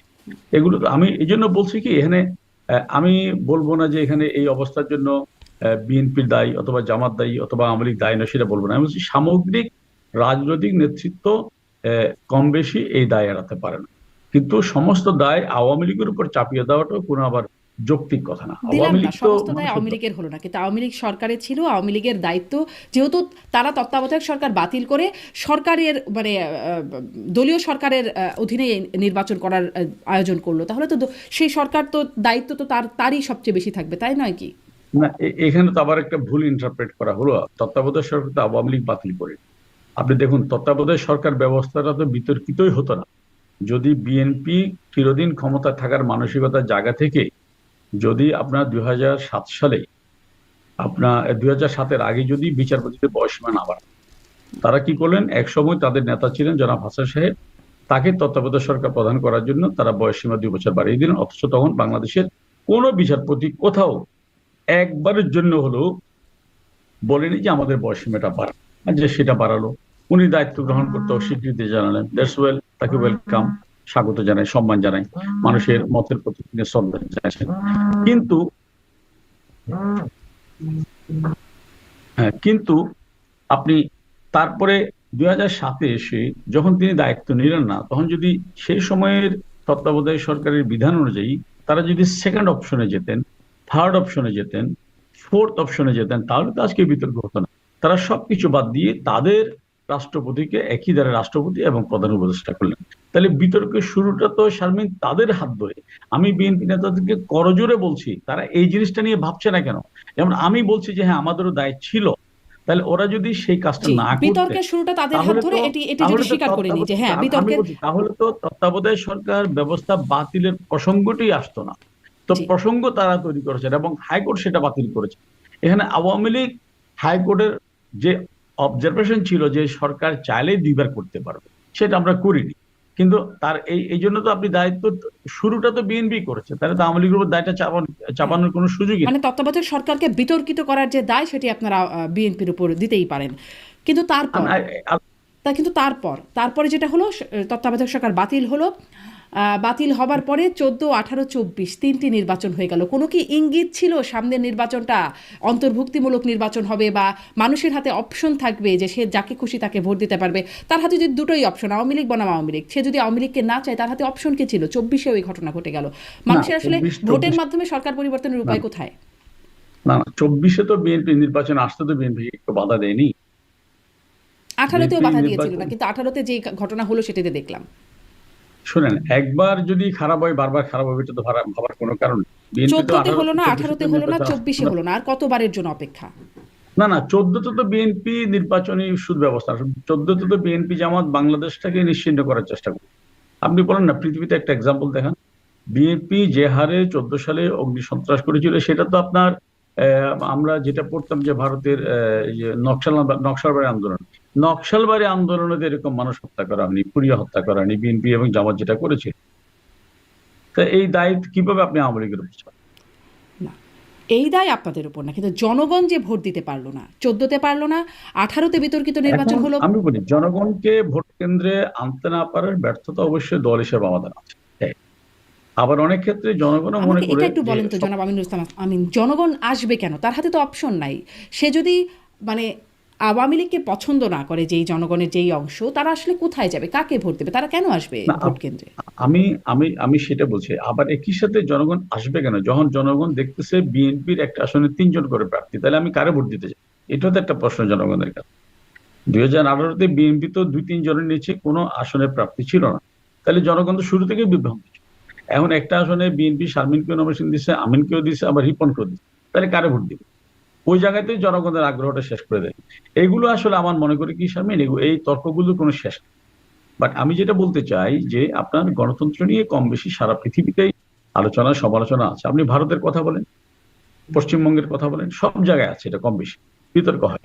কিন্তু তার মানে তো এই নয় যে গণতন্ত্রকে কবর দিতে হবে। আপনি বলা হয় যে গণতন্ত্রের সর্বনিকৃষ্ট যদি পন্থা, সেটিও কিন্তু অগণতান্ত্রিক ব্যবস্থার চেয়ে ভালো, এবং সেটি আজকে বাংলাদেশের মানুষ হারে হারে ঠিক আছে, কি নারী কি পুরুষ। তাহলে কি আপনি বলবেন যে সেই নির্বাচনগুলো গণতান্ত্রিক এক নির্বাচনই ছিল, মানে 14, 18, 24 নির্বাচন? আপনি সেগুলো তো নির্বাচন ছিল, আমরা তো বন্দুকের নলের মুখে ক্ষমতা দখল করিনি। হ্যাঁ, আমি বলছি যে সেই নির্বাচনগুলো হয়তো ত্রুটিপূর্ণ ছিল, কিন্তু আপনি তো নির্বাচন ছিল। এটা তো স্বীকার করার জায়গা নেই, আপনি তো এটা বলতে পারবেন না। ঠিক, মানে সেই নির্বাচন এবং ত্রুটিপূর্ণ ছিল, ত্রুটিপূর্ণ নির্বাচনে আওয়ামী লীগ ছাড়া আর কারো আসার কোনো অপশন ছিল না। 2024 নির্বাচনে যদি বিএনপি সহ অন্য রাজনৈতিক দলগুলো যদি অংশগ্রহণ করতো, তাহলে তো হয়তো এই পরিস্থিতি না হইতো। আপনি যেটা বলছেন যে আওয়ামী লীগের এগেনস্ট আওয়ামী লীগ প্রার্থী হওয়ার সম্ভাবনাও ছিল না। আপনি দেখুন, আমরা 1978 সালে জিয়াউর রহমান রাষ্ট্রপতি পদে নির্বাচন করি। তখন বাংলাদেশে আওয়ামী লীগ লেখাটাই একটা ভয়ঙ্কর বিষয় হয়েছে। জানি না তখন আপনার বয়স কত। 1982 সালে আমি নিজে জয় বাংলা স্লোগান লিখতে গিয়ে গ্রেপ্তার হয়েছিলাম, 82 সালেও। কিন্তু 78 সালেও আওয়ামী লীগ জিয়া রহমানের বিরুদ্ধে রাষ্ট্রপতি নির্বাচন প্রতিদ্বন্দ্বিতা করেছিল। এবং 79 সালে আমার মনে আছে স্পষ্ট করে যে সেই সময়েও যে আওয়ামী লীগের যারা প্রার্থী ছিল তারা ক্যাম্পেইন করতে পারেনি, তাদের উপর হামলা করা হয়েছে দফায় দফায়। তবু কিন্তু আওয়ামী লীগ নির্বাচনে ছিল, কারণ মানুষের কাছ থেকে সমর্থন আদায় করার বা সমর্থন পাওয়ার একমাত্র মাধ্যম গণতান্ত্রিক রাজনৈতিক দলের জন্য নির্বাচন। সেটা তো আপনাকে করতে হবে। আওয়ামী লীগ তো কোনো আপনার যে গোপন সংগঠন না যে আমরা নির্বাচনে যাব না, অথবা আমরা অন্যভাবে বিপ্লব করে ক্ষমতা দখল করবো, অথবা আমরা আর্মিকে দিয়ে ক্ষমতা দখল করবো, সেই রাজনীতি আমরা করি না। আপনি কি মনে করেন জনাব আমিনুল ইসলাম আমিন, আপনি কি মনে করেন বিএনপি জন্ম যদিও বা রাজসিক প্রক্রিয়ায় ক্ষমতায় থেকে, কিন্তু তারা তো কিন্তু গণতন্ত্রের জন্য রাজপথে ছিল, এটা অস্বীকার করার জায়গা নেই। বিশেষ করে এরশাদের ক্ষমতা দখলের পর থেকে, তাহলে তাদের কাছ থেকে তো মানুষ সেটা প্রত্যাশা করে। আমিও একজন রাজনৈতিক কর্মী হিসেবে সেটা প্রত্যাশা করি। এই যে মানে যে তিনটে নির্বাচন নিয়ে আমরা কথা বলছি, আমাদের দেশের সব নির্বাচনেই কম বেশি মানে সূক্ষ্ম কারচুপি, স্থূল কারচুপি, অনেক কিছু আমরা শুনে শুনে অভ্যস্ত। কিন্তু এই তিনটা নির্বাচনে আপনারা যে ব্যাখ্যাটা দিচ্ছেন, জনগণ সেই ব্যাখ্যাতে কনভিন্সড বলে আপনারা বিশ্বাস করেন? এটা জনগণ তো আমাদের সবকিছুতে কনভিন্স হবে সেটা ভাবার কোনো কারণ নেই। এটা জনগণের অধিকার, জনগণ সব জায়গায় কনভিন্স হবে এটা ভাবার কোনো কারণে। আবার জনগণ যে এখন আওয়ামী লীগকে কত তীব্রভাবে অনুভব করছে, এটা তো আপনি নিশ্চয়ই বাংলাদেশে আপনার আত্মীয় স্বজন কেউ থাকলে ওদের সাথে কথা বললে বুঝতে পারবেন। জনগণ তো এখন চাচ্ছে যে আমরা তো এই ঘরে ঘরে, এখন তো অবস্থা হয়েছে কি ঘরে ঘরে বন্ডা ধর্ষিতা হচ্ছে। এটার জন্য তো মানুষ এখন অনেকে বলছে যে এটা কিভাবে সম্ভব যে শেখ হাসিনা আপনি একজন নারী হয়ে এতগুলো শয়তানকে কিভাবে আপনি বোতল বন্দি করে রেখেছিলেন। এখন হাদিসে বলা হয়েছে যে রমজান মাসে শয়তানকে বন্দি করে রাখা, কিন্তু রমজান মাসে যে হচ্ছে দর্শন উৎসব হচ্ছে, খুন হচ্ছে, মনে হচ্ছে শয়তানের একটা উৎসব চলছে। তো এখন জনগণ যে মানুষকে চায়, আওয়ামী লীগকে চায়, শেখ হাসিনাকে চায়, সেটি তো আপনি আজকে যে কোনো ফর্মে একটা সার্ভে করে দেখেন, সেটা আপনি অনলাইনে সার্ভে করেন অথবা টেলিফোন করে সার্ভে করেন। অবশ্য দেখছিলাম প্রাক নির্বাচন জরিপ, একটা ইনোভেশন একটা কি যেন সংস্থা তারা করছে, নামটা আমি পুরোপুরি এখন বলতে পারছি না। তারা দেখছিলাম বিএনপি, জামাত, আওয়ামী লীগ হচ্ছে 3 নম্বরে সম্ভবত আছে সেখানে। এইটা বোধহয় আপনি দেখছিলেন একেবারে হয়তো 7-8 আগস্টের কিছুদিন আগেই করা, এটা খুব বেশি দিনের না। এটা আপনি বাস্তবতার সাথে মিলে কিনা দেখেন এই জরিপগুলো। আপনি তো একজন সংবাদকর্মী এবং সিনিয়র সাংবাদিক, আপনি জি মানে বাস্তবতার সাথে মেলে কিনা সেটা দেখার জন্য সেই নির্বাচনের দরকার, যেটি আসলে অনেক দিন ধরেই মানুষ আসলে দিতে পারে না। দুর্নীতির অভিযোগ, আপনাদের বিরুদ্ধে অর্থ পাচারের অভিযোগ, নির্বাচন, তিনটি নির্বাচন যেখানে জনগণ তাদের প্রাপ্য ভোটাধিকার দিতে প্রয়োগ করতে পারে নাই। আমি আপনাকে আমার কথাটা আপনি শুনেন। যারা আমাদেরকে ফ্যাসিস্ট বলছে, যারা আমাদেরকে বলছে রাজনীতি করতে দেবে না, তাদেরকে বলেন না এটা জনগণের হাতে ছেড়ে দাও। তারা বলে না জনগণের হাতে ছেড়ে দাও মানে কি? Everybody is free to do politics. ঠিক আছে, জনগণ যাদেরকে ভোট দেবে তারা আসবে। আওয়ামী লীগকে এত ভয় কেন? আপনার প্রশ্নের উত্তর আছে। আওয়ামী লীগকে এত ভয় কেন? ভয়টা কেন জানেন? ঠিক আছে, যে 3টা নির্বাচন নিয়ে প্রশ্ন, যেটাকে আমি for the sake of controversy, for the sake of argument, আমি 3টা নির্বাচন বাদ দিলাম। 14, 18, 24 3টা নির্বাচন বাদ দিলাম। তার আগের যে 4টা নির্বাচন ক্যাটেগরি গভর্নমেন্টের সময় হয়েছিল, অনেকটা সেনাবাহিনীর নিয়ন্ত্রণে, সেই 4টা নির্বাচনের ফলাফলটা কি? আমরা প্রায় 40% ভোট, 39 পয়েন্ট সামথিং। সেকেন্ড হাইয়েস্ট কে? বিএনপি, 34.5%। খেয়াল করেন 4টা নির্বাচন অ্যাভারেজ। তো আমরা এই প্রায় 40%, সেটা হচ্ছে কি 14 আগের হিসাব, 2008 পর্যন্ত। এই 4টা নির্বাচনে অ্যাভারেজে আমাদের 40% ভোট। আমি মনে করি পরে আরো কিছু ভোট বেড়েছে। যদি নাও পারে 40% জনগোষ্ঠী, single largest political party in the country, তাকে আপনি ফ্যাসিস্ট আখ্যা দিয়ে মানে এই 15 রাজনীতি বছরে করতে কমে নাই, দিবেন না। বেড়েছে। বেড়েছে, বাড়বে। আমার উদাহরণ হিসেবে আমার কনস্টিটুয়েন্সিতে বেড়েছে, নিউট্রালি বলছি আমি, সারা দেশে বেড়েছে। আচ্ছা না বাড়ে, আমি বললাম বাড়বে না, এই আপনার 40% ভোট, 40% মানুষের আপনি ভোটকে ডিনাই করে আপনি আমাদেরকে রাজনীতির বাইরে রাখবেন। তো মানে এই এটা আপনি যদি এই বাস্তবতা গণতন্ত্র হয়, চর্চা ডক্টর করেন। সেলিম মাহমুদ, আমি এখন যদি আপনাকে বলি, বাস্তবতা আমি হয়, আপনাকে তাহলে কেন এই আমি 3টি আপনাকে- নির্বাচন এভাবে হলো? কেন আপনারা মানে একদম অংশগ্রহণমূলক ভাবে একটা নির্বাচন দিয়ে কেন শুনেন, মানে আপনি বহু বছর ধরে টকশো করছেন, আপনি জানেন 14 নির্বাচনে তারা আসেনি, 18 নির্বাচনে আসবে দায়সেরা গোছের, হ্যাঁ, আনপ্রিপার্ড অবস্থায়। 24 ইলেকশনে তারা আসেনি, হ্যাঁ, তারা তাদেরকে তো আসলে আসে দায়সারা বারবার অবস্থায়। তাদের অনেক দোষ, তারা আসলে দায়িত্ব নিয়ে বা নির্বাচন বিতর্কিত করবার জন্য তারা এসেছে, এই কথাগুলো তারা বলেছে। এবার আচ্ছা, আমরা এটা জানি, আমার কিন্তু ডক্টর সেলিম মাহমুদ, কিন্তু রাতে কেন ভোট, কেন ভোটের কারচুপি এত হলো? রাতে তো আমরা ভোট করিনি, আমরা তো সকালবেলা এমনি গিয়ে পাস দেখা যাচ্ছে করলাম। বাক্স ভর্তি, ভোটের বাক্স ভর্তি। বিবিসি সাংবাদিক গিয়ে দেখছেন না, যে সকালবেলা বাক্স না, ভর্তি, এটা শতাধিক শুনেন, কেন্দ্রে এই- একদম শতভাগ ভোট পড়ছে। No, no, আমি আপনাকে বলি, এই অভিযোগ করছে ঠিক নির্বাচনের পরের দিন। নির্বাচনের দিন কেউ কথা বলেনি। সারা দেশে যদি একসাথে এরকম ঘটনা ঘটতো, কথার কথা আমি বলছি, কেউ একটা ভিডিও করলো না, কেউ একটা ছবি তুললো না, কিন্তু একজন খোদ বিবিসির ইয়াং নির্বাচন সাংবাদিক কমিশনের পরের দিন- ওয়েবসাইটে, খোদ নির্বাচন কমিশনের ওয়েবসাইটে দেয়া আছে, হ্যাঁ। আপনি বললে আমি এখনো দেখাতে পারি, যে শতাধিক কেন্দ্রে শতভাগ ভোট পড়েছে, এবং কত 2 শতাধিক কেন্দ্র বা কত, আমি ঠিক একদম এক্সাক্ট নাম্বারটা বলতে পারবো না, কিন্তু আপনি বললেই আমি বের করতে পারবো। আমি একাধিক অনুষ্ঠানে এটা না, আমি রেফারেন্স আপনাকে দিয়েছি। বলি, আমি কথাটা বলি, এই শুধু এটা বাংলাদেশ নয়, এই পাক ভারতের এই নির্বাচন ইতিহাস যদি দেখেন, এরকম স্থানীয় পর্যায়ে অনেক রিগিং হয়। যে ক্যান্ডিডেট এখন স্থানীয় পর্যায়ে রিগিং হয়তো হয়েছে, আপনার জেনারেল জিয়ার সময় এরকম কি হয়েছিল, আপনার ভোটের যে ধরেন ভোট ছিল সেখানে 6000, ভোট পড়েছে 7000, ব্যালট পেপারে ছিল 6000। তো সেটা তো কোনো কথা না। আমার কথা হচ্ছে যে সেই দেখেন, আমরা বললাম 3টা নির্বাচনকে, কথার কথা আমরা ডিফেন্ড করছি আমাদের জায়গা থেকে, আমরা ডিফেন্ড করবোই, সারা জীবন করে যাব। তারপরেও আমি আপনার কথায় আসলাম, ঠিক আছে, সেই যারা আমাদেরকে বলছে যে আমরা রাজনীতি করতে পারবো না, তাদের উদ্দেশ্যে বলছি, ঠিক আছে, তোমরা বলছো যে 3টা নির্বাচন কন্ট্রোভার্সিয়াল ছিল, মানলাম, তোমাদের কথাই মানলাম।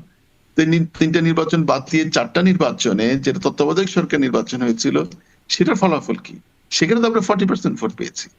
সেই 40% জনগোষ্ঠীকে বাদ দিয়ে আপনি দেশে গণতন্ত্র করবেন, নির্বাচন করবেন, সেটার কোনো সুযোগ সেটা নাই, কি সেটার কোনো সুযোগ গণতান্ত্রিক? নেই, সেটা স্পষ্ট। এখন তাহলে ফেসিস্টকে আমি আপনাকে প্রশ্ন করি, কিসের জন্য বিচার হবে? দারিদ্রতা দূর করেছি এই জন্য বিচার হবে? গরিবের পেটে ভাত দিয়েছি?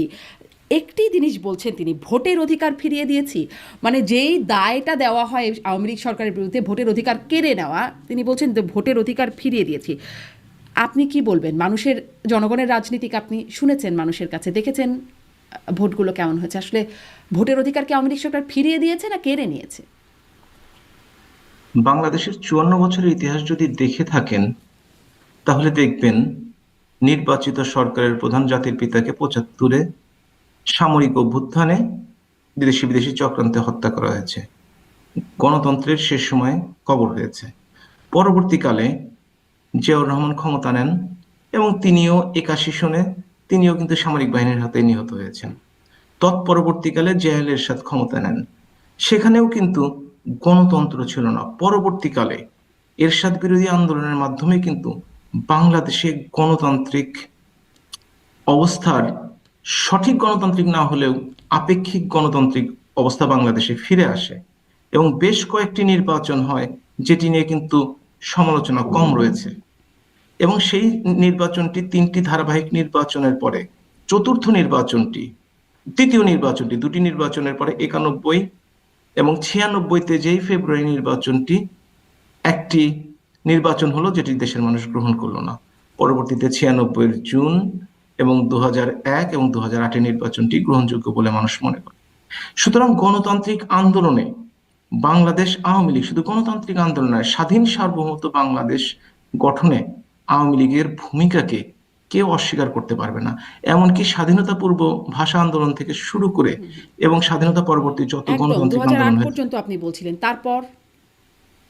তারপর পরিবর্তিত পরিস্থিতির কারণে বিভিন্ন দল নির্বাচন, যেমন বিএনপি 96 নির্বাচন করেছিল, জিয়া এরশাদ 86-88 নির্বাচন করেছিল, যেমন জিয়াউর রহমান 79 নির্বাচন করেছিল।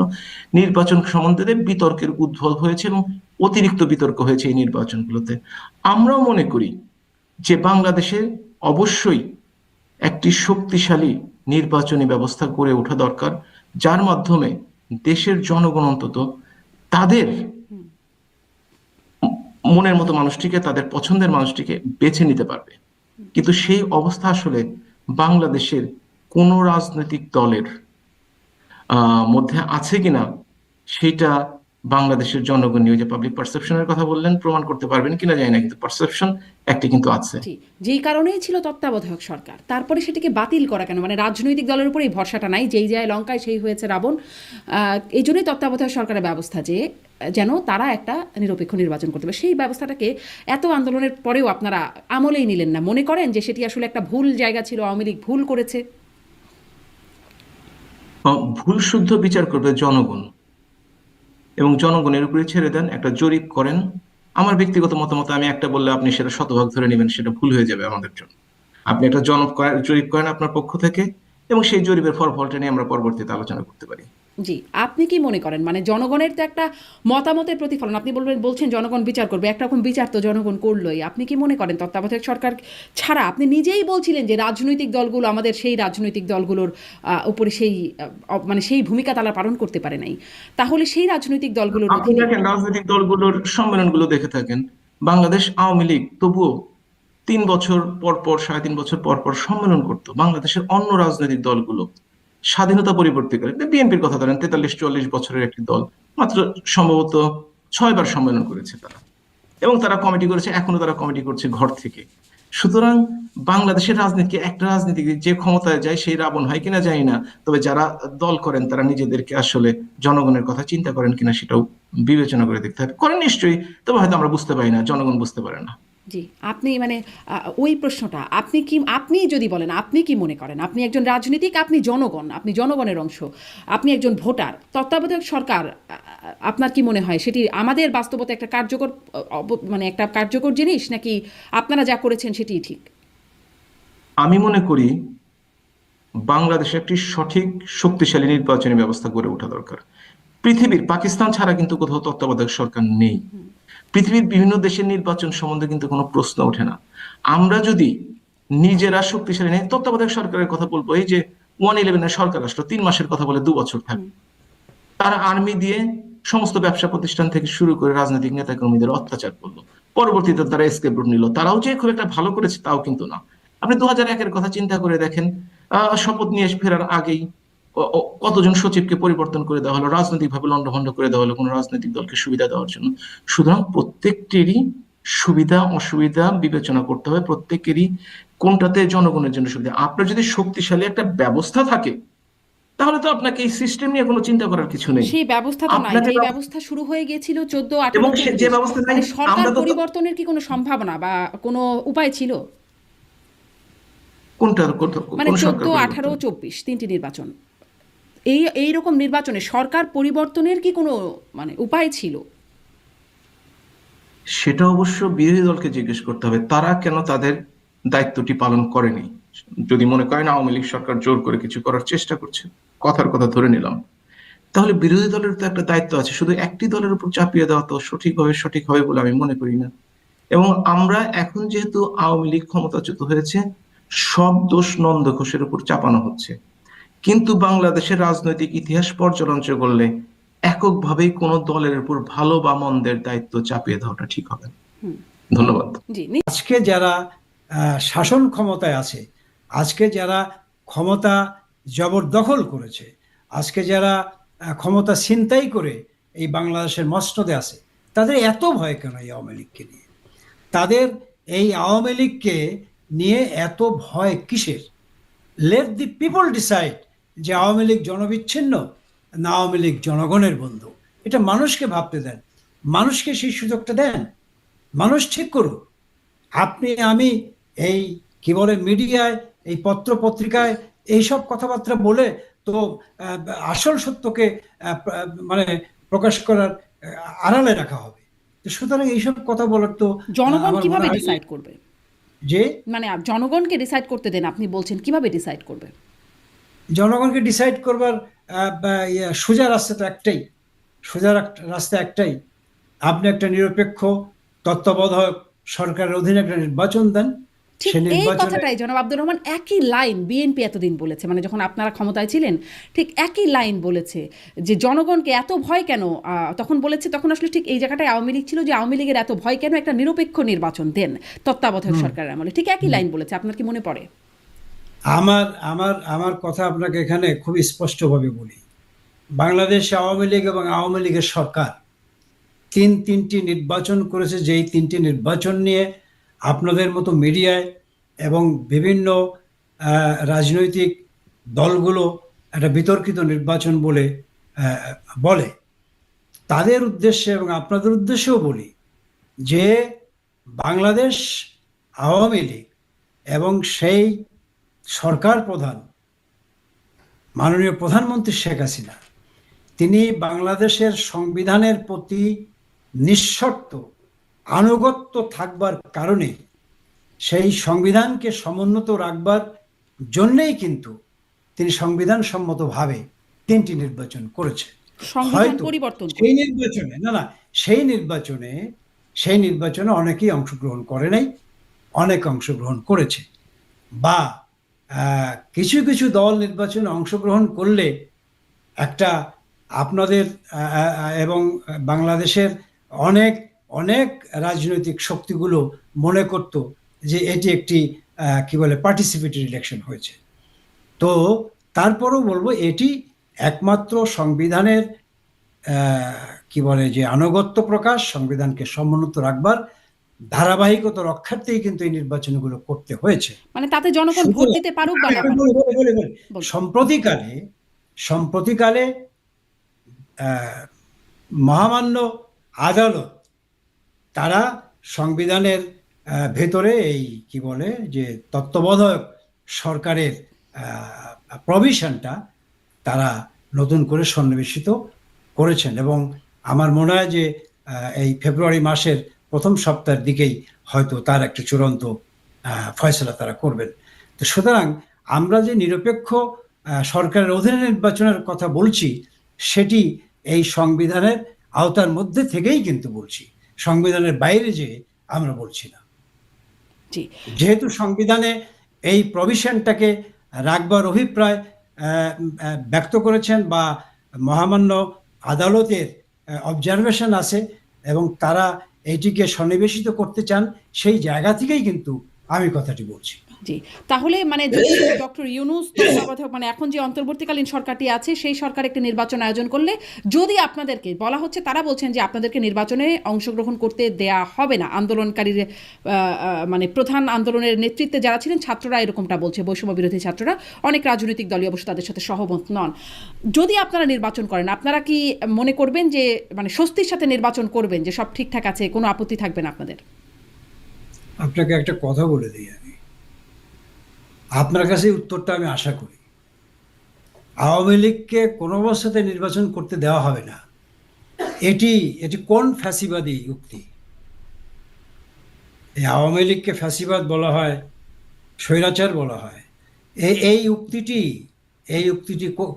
মানে ফ্যাসিবাদের একটা চরম জায়গায় গিয়ে বলতেছে কিনা, এটা আপনার কাছে আমি জানতে চাই। এটি কোনো গণতান্ত্রিক ভাষা? এটি কোনো চলমান রাজনৈতিক যেই কি বলে যে কৃষ্টি কালচার, এটি তার মধ্যকার ভাষা, নাকি এটি কোন ভাষা? জি, সেই প্রশ্নটি আপনি করতেই পারেন। সেই প্রশ্নটি করা যে খুব অযৌক্তিক তাও নয়, এই প্রশ্নটি আপনি করতেই পারেন, কোনো দল কেন নির্বাচন করতে কেউ দেবে না, এই সিদ্ধান্তটা কিভাবে? আমি বলছি সিম্পলি ইট ইটসেলফ ল্যাঙ্গুয়েজ, যেই শব্দ চয়ন করেছে সেই শব্দ চয়নটিকে আপনি কিভাবে বিবেচনা করেন? জি, আপনি কি মনে করেন? জি, এই প্রশ্নটি আপনি করতে পারেন। যাদের মুখ থেকে এই ধরনের কথা বের হয়, যারা এই ধরনের কথা বলতে পারে, তারা যখন একটা গণতান্ত্রিক রাজনৈতিক শক্তিকে, তাদের ভুল ভ্রান্তি থাকতেই পারে, আছে, আমি স্বীকার করি, সেই শক্তিকে যখন তারা ফ্যাসিবাদ বলে, তাহলে এরা কি? তাহলে এদেরকে আপনি কি ভাষায় বলবেন? এর উত্তর নিশ্চয়ই আপনার কাছে এই মুহূর্তে জানা নাই। হ্যাঁ, দ্বিতীয় প্রশ্ন কি? জি জি, আপনি এই প্রশ্নটা যৌক্তিকভাবে করতেই পারেন, আপনার এই প্রশ্ন করবার যে জায়গাটি সেটির সাথে আমি দ্বিমত জানাচ্ছি না, কিন্তু আমি আসলে এই জিনিসটা বলছি যে আপনারা বলেছিলেন সংবিধানের কথা, সংবিধানের ধারাবাহিকতা, বা এখনো বলছেন ধারাবাহিকতা রক্ষার্থে। আমি আসলে এই প্রশ্নটা করছিলাম, এর আগেও আমি এই প্রশ্নটা করেছি, যে তাতে মানুষ ভোট দিতে পারুক বা না পারুক, জনরায়ের বাস্তবায়ন বা প্রতিফলন ঘটুক বা না ঘটুক, আপনারা ওই ন্যারেটিভেই যে 14, 18, 24 আর কতদিন আসলে আপনারা ওই ন্যারেটিভে যেতেন? দেখছেন যে আপনি বিরোধী দলের দায় দিচ্ছেন, সেই দায়টা যদি দিয়েও থাকে বিএনপিকে বা অন্য রাজনৈতিক দলগুলো যারা অংশগ্রহণ করলো না, এরকমভাবে আপনারা আর কতদিন চালানোর পরিকল্পনা করেছিলেন? আমার মনে হয় আপনি আগের প্রশ্নটা থেকে সরে এসছেন। এইরকম ভাবে কি বলে, মানে কথাটা আমি মানে হারিয়ে ফেলেছি। আমি কি আবার মানে আমি বলছিলাম যে আপনি এই সরকারের কথা বলছেন, যে তত্ত্বাবধায়ক সরকারের অধীনে নির্বাচনের কথা, সংবিধানের ধারাবাহিকতার কথা, মানে আপনাদের সময় আপনারা ওই সংবিধানের ধারাবাহিকতার কথা বলেছেন, এখনো বলছেন সংবিধানের ধারাবাহিকতার কথা, কিন্তু তাতে আসলে জনগণ ভোট দিতে পারুক বা না পারুক, জনরায়ের প্রতিফলন ঘটুক বা না ঘটুক, তাতে আসলে খুব কিছু যায় আসে না। মানে 14, 18, 24 তার প্রতিফলনটা হয় নাই বা জনগণ ভোট দিতে পারে নাই। এই বাস্তবতায় আপনাদের আর কতদিন আসলে এভাবে এই প্রয়াসটা, সংবিধানের ধারাবাহিকতা রক্ষার ন্যারেটিভটা চালিয়ে যাবার? শুনেন শারমিন, আপনি আমার একটা পছন্দের মানুষ, আপনি আহত হেন না, এবং যারা এই কথা শুনে যদি কেউ আহত হয়, তাদের কাছে আমি দুঃখ প্রকাশ করব। এই পদ্ধতিতে মানুষ ভোট দিতে পারে নাই, এই কথাটা তাদের রাজনৈতিক কথা। মানুষ ভোট দিতে পারে নাই কেন? আমি 2024 সালে একটা নির্বাচন করেছি, সেই নির্বাচনে আপনার 3 জন প্রার্থী ছিল এবং আমার 194টা ভোট কেন্দ্র। আপনাকে আমি ওপেন চ্যালেঞ্জ করলাম, আপনি একটা ভোট কেন্দ্রে, 194টা ভোট কেন্দ্রের মধ্যে একটা ভোট কেন্দ্রে যদি বলেন বা খুঁজে বের করতে পারেন যে সেখানে ভোট পড়ে নাই, কেউ ভোট কারচুপি করেছে, সেখানে ভোটের কি বলে গরমিল হয়েছে, বা ভোটের কি বলে যে আপনার কেউ কারসাজি করেছে, তাহলে আমি আর কোনোদিন নির্বাচনী রাজনীতি করব না। এবং কঠিন প্রতিদ্বন্দ্বিতার মধ্যে সেখানে 52% বেশি ভোট সেই কি বলে যে নির্বাচনে পড়েছিল। বাংলাদেশে কিছু কিছু মানুষ ভোট দেয় নাই, ভোট কেন্দ্রে যায় নাই, সেই দায়িত্বটা তো আমরা কিভাবে নেব? যারা যায় নাই, যদি ওনারা যেতেন আমরা খুশি হতাম, যান নাই তাদের রাজনৈতিক পরিকল্পনার অংশ হিসেবে। সুতরাং সেই দায়ভারটা তো আমাদের উপরে যদি চাপিয়ে দেন, তাহলে আমাদের প্রতি অবিচার করা হবে। তাহলে আমি বলবো আমাদের প্রতি আপনারা অবিচার করবেন। জি, আপনারা বিএনপি বা যে রাজনৈতিক দলগুলো নির্বাচনে অংশগ্রহণ করে নাই তাদের প্রতি সুবিচার করেছিলেন? যে মানে বিএনপি বা বিরোধী দলে যারা সেই সময়ের রাজনীতিক ছিলেন তাদের প্রতি আপনারা সুবিচার করেছিলেন? বিএনপি বা মানে বিরোধী রাজনৈতিক দলগুলো যারা ছিল, বিশেষত বিএনপি, তাদের প্রতি আপনারা কি সুবিচার করেছিলেন? না, আমরা সুবিচার মানে অবিচার তো আমরা করি নাই। সুবিচার করবার জন্য তো তাদেরকে আহ্বান করেছিলেন মাননীয় প্রধানমন্ত্রী বারেবার, যে আপনারা নির্বাচনে অংশগ্রহণ করেন। তারা তো নির্বাচনে অংশগ্রহণ করে নাই, এবং আজকেই তো বুঝতে হবে কেন তারা সেদিন নির্বাচনে অংশগ্রহণ করে নাই, এবং কেন তারা সংবিধানের যে ধারাবাহিকতা তারা সমুন্নত রাখবার ক্ষেত্রে সহায়ক ভূমিকা পালন করে নাই। আজকে তো একটা সাংবিধানিক ক্রাইসিস সৃষ্টি হলো, আজকে তো সাংবিধানিক একটা সংকট তৈরি হলো। এটি তো আপনাকে স্বীকার করতেই হবে যে আজকের এই অন্তর্বর্তীকালীন সরকার তো সাংবিধানিক কোনো সরকার নয়, এটা একটা অবৈধ সরকার। তো সুতরাং এমন একটা সাংবিধানিক ক্রাইসিস তৈরি হোক, সংকট তৈরি হোক, এটা কি আমাদের বাংলাদেশের মানুষের কাছে কাম্য? এটি কি একটা কি বলে যে আমরা একটা সুনাগরিক হিসেবে এটি আমরা কামনা করতে পারি, আশা করতে পারি, আশা করা উচিত? কিন্তু আজকে বলবেন যে সেইখানে তো আপনার ক্ষমতাচ্যুত হয়েছি, কিন্তু কি হয়েছে? সাংবিধানিক শূন্যতা এসেছে, সংকট এসেছে। আজকে একটা অসাংবিধানিক সরকার এই মাথার উপরে চেপে বসেছে। এবং সবশেষ কফিনে পেরেকটা আপনি মারলেন যখন আপনি একটি জাতীয় সংসদ নির্বাচনে ডেকে সবাইকে বললেন যে তোমরা পিস্তল দিয়ে খেলা করো একে অপরের সাথে। কি পিস্তল? গুলির পিস্তল না, পানির পিস্তল। তার মানে একজন নৌকা নিয়ে দাঁড়াও, আরেকজন অন্য কোনো মার্কা নিয়ে দাঁড়াও। যখন নিজ দলের ভিতরে সারা দেশে বিভিন্ন জায়গায় লোকজন দাঁড়িয়ে গেল, যে 5ই আগস্টের আন্দোলনের ন্যায্যতা বা ন্যায্যতায় যাওয়ার আগেও যেটা বলতে চাই, আবারও বলতে চাচ্ছি, যে আমরাই আমাদের পায়ে কুড়াল মেরেছি। সাংগঠনিকভাবে আমরা আমাদেরকে এতটাই দুর্বল জায়গায় নিয়ে গিয়েছিলাম, এতটাই সংক্ষুব্ধ হওয়ার জায়গায় নিয়ে গিয়েছিলাম, যে আমি এখনো বলছি আপনাকে যে 5ই আগস্টের চলমান যে আন্দোলন, সেই আন্দোলনে কোনোদিনও বাংলাদেশ আওয়ামী লীগের এই ধরনের পতন হওয়ার কথা নয়।